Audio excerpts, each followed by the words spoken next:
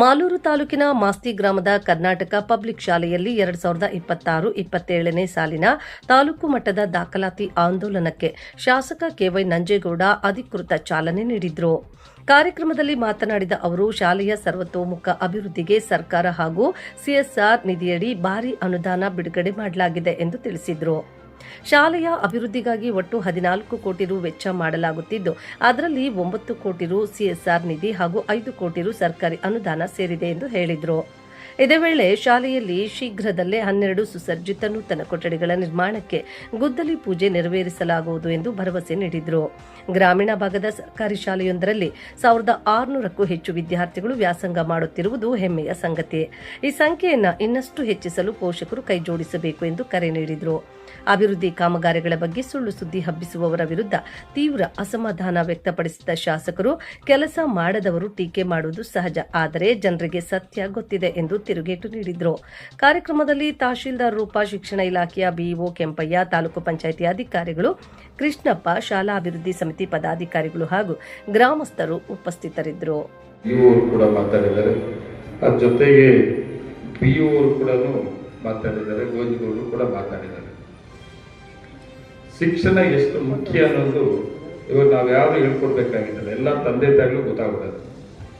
ಶಿಕ್ಷಣ ಇದ್ದರೆ ನಮ್ಮ ಮಕ್ಕಳು ವಿದ್ಯಾವಂತರಾದರೆ ಒಂದು ಆಸ್ತಿ,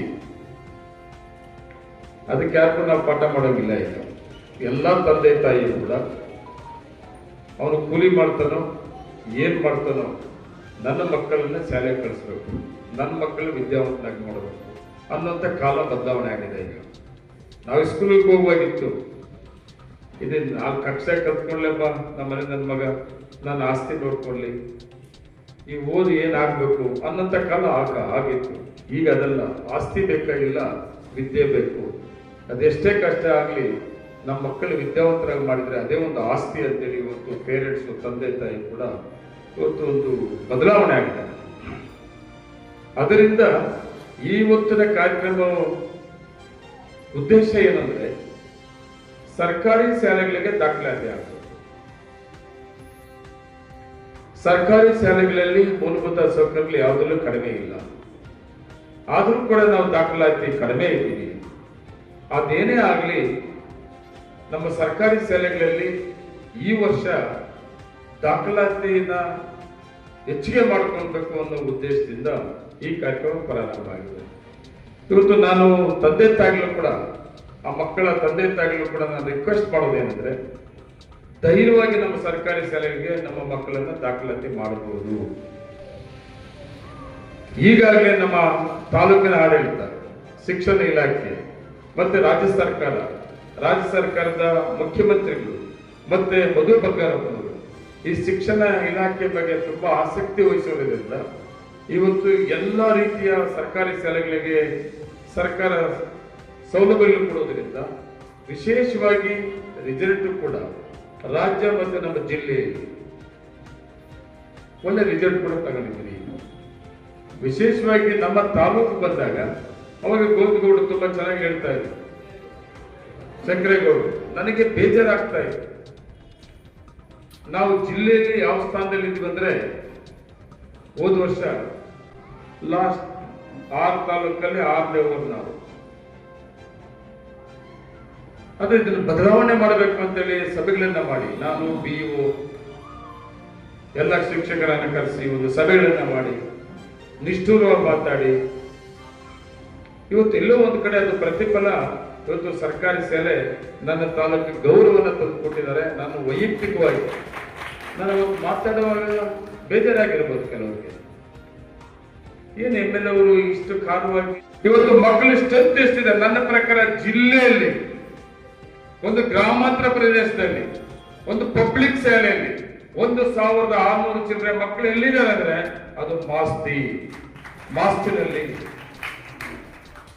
ಅದರಿಂದನೇ ಇವತ್ತು CSR ಫಂಡ್ ಸುಮಾರು 8-9 ಕೋಟಿ, ಸರ್ಕಾರ ದುಡ್ಡು ಬೇಕಾದಷ್ಟು ಕೋಟಿಗಳು, ಈಗೂ ಕೂಡ 2.5-3 ಕೋಟಿ ರೂಪಾಯಿಗೆ ಪ್ರಾರಂಭ ಮಾಡಬೇಕು, ಗುದ್ದಲಿ ಪೂಜೆ ಮಾಡಬೇಕು.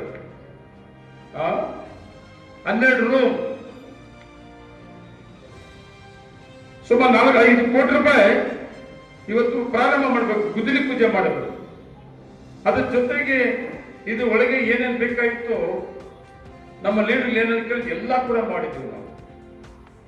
ಅದೇ ರೀತಿ ಇವತ್ತು ಸರ್ಕಾರ ಮತ್ತೆ ನನಗೆ 3 ಪಬ್ಲಿಕ್ ಶಾಲೆ ಕೊಟ್ಟು, ಪ್ರತಿ MLA ಯಾರು ಬೇಕೋ MLA ಅವ್ರಿಗೆ ಬೇಕಾದ್ರೆ 3 ನನಗೆ ಕೂಡ 3 ಕೊಟ್ಟಿದ್ದಾರೆ.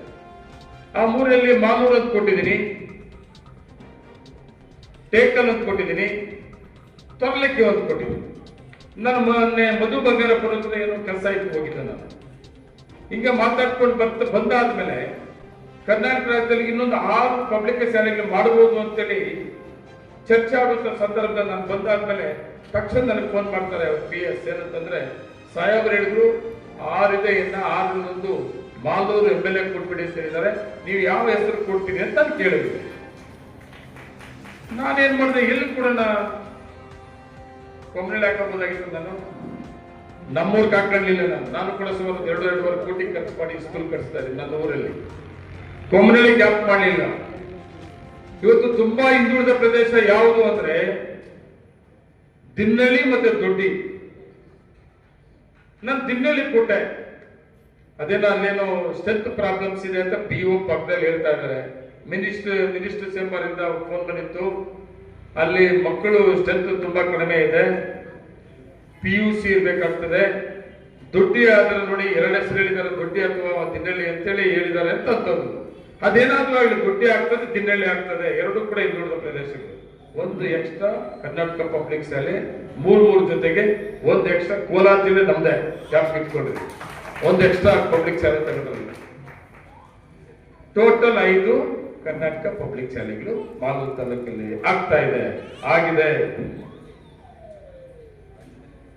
ಈ ಟೀಕೆ ಮಾಡೋರಿಗೆ ಹೇಳ್ಬೇಕು ನಾನು, ಹೌದಪ್ಪ ಡೆವಲಪ್ಮೆಂಟ್ ಶಾಲೆ ಕಮ್ಮಿ ಇದೀನಾ, ಸರ್ಕಾರಿ ಶಾಲೆಗೆ ಕೊಡುತ್ತ ಸಾಮಾನ್ಯ ವರ್ಗದ ಬಡವರ ಮಕ್ಕಳಿಗೆ ಶಿಕ್ಷಣಕ್ಕೆ ಒತ್ತು ಕೊಡೋದ್ರಲ್ಲಿ ಕಡಿಮೆ ಇದೆನಾ, ಮಾಡ್ಕೊಳ್ಳಿ. ಟೀಕೆ ಆಗ್ಬೇಕು ಮನಸ್ಸು ಬಂದಂಗೆ ಮಾಡ್ಬೇಕು. ದಿನ ಅದೇನೋ ಯೂಟ್ಯೂಬ್ ಹೋದೆ, ಏನ್ ಬೇರೆ ಕೆಲಸನೇ ಇಲ್ಲ, ಹೊಡೆದಿದೆ. ಯಾರು ಕಾಸು ಕೊಟ್ರೆ ಅವ್ರು ಹೊಡಿತಾರೆ ಯೂಟ್ಯೂಬ್ ಹೊಡೆ ನೋಡೋಣ. ಓಟ್ ಹಾಕಿ ಗೆಲ್ಸ್ತಾರೋ ನಿನ್ಗೆ ಯೂಟ್ಯೂಬ್ ಓಟ್ ಹಾಕ್ಸಿಗಂತ ನೋಡೋಣಾಗ್ಲಿ. ಜನ ತೀರ್ಮಾನ ಮಾಡ್ತದೆ. ಕಾಸು ಕೊಟ್ಟು ಯೂಟ್ಯೂಬ್ ಅಲ್ಲಿ ಹಾಕ್ಬಿಟ್ಟು ಭಾಷಣ ಮಾಡ್ಬಿಟ್ರೆ ಓಟ್ ಹಾಕಲ್ಲ. ಡೆವಲಪ್ಮೆಂಟ್ಸ್ ಜನ ತೀರ್ಮಾನ ಮಾಡಂತದ್ದು ಅದೇ ಆಗಿರೋದು ಈಗ ಮಾಲೂರು ತಾಲೂಕಲ್ಲಿ. ನಾವು ಭಯ ಬಿಡ್ಬೇಕಾದ್ರೆ ಯಾರಿಗಂದ್ರೆ ಜನತೆ ಒಪ್ಪತ್ತೆ ಕೆಲಸ ಮಾಡ್ಬೇಕು, ನಾವು ಅದಕ್ಕೆ ಗೌರವ ಕೊಡಬೇಕು. ಯಾವುದೋ ಮಾಡ್ತದೆ ಹೋಗ್ತದೆ.